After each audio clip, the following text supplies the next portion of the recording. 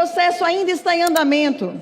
Eu vou continuar exercendo aqui meu mandato, ainda agora com mais firmeza, com mais vigor, na defesa dos nossos princípios, valores e na defesa dos conservadores deste país aqui na Câmara de Deputados. Nesse final de semana, nós tivemos notícias muito importantes no que diz respeito à luta contra a extrema-direita e contra os golpistas no Brasil.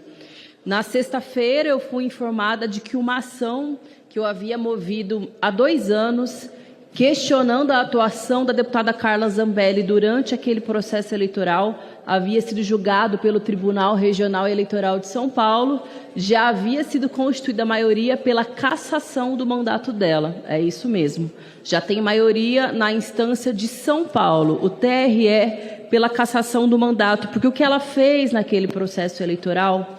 ao contrário do que ela diz, do que ela argumenta, inclusive através de seus advogados, não foi uma mera republicação de informações sobre as eleições. Foram mentiras sérias e deslavadas que, inclusive, influenciaram os eleitores, mentiras sobre o processo eleitoral, sobre servidores do TRE e sobre o modo como se dá a transparência e a apuração das urnas eletrônicas. Importante que essa resposta institucional comece a ser dada contra essas pessoas que acham que mandam no país, que podem fazer o que quiser, que atrapalham as eleições, que inventam mentiras para tentar perpetuar o seu poder. E no sábado, uma notícia ainda mais importante, que foi pela primeira vez na história do nosso país, houve a prisão de um general 4 estrelas, o senhor Walter Braga Neto, que foi ministro e foi candidato a vice-presidente da República nas últimas eleições na chapa do Jair Bolsonaro. Preso pelo seu envolvimento com o golpismo, pela tentativa de sequestro e de assassinato de Lula, de Geraldo Alckmin e do ministro Alexandre de Moraes, e uma prisão preventiva por intervir no processo,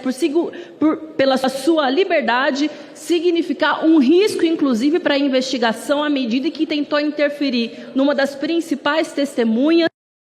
relatando, inclusive, o senhor Mauro Cid, e também junto ao seu pai. Muito importante essa prisão, que deve ser marcada, deve ser comemorada. Mais cedo eu estava ouvindo na TV Câmara alguns dos seus defensores irem à tribuna alegando uma suposta injustiça, uma suposta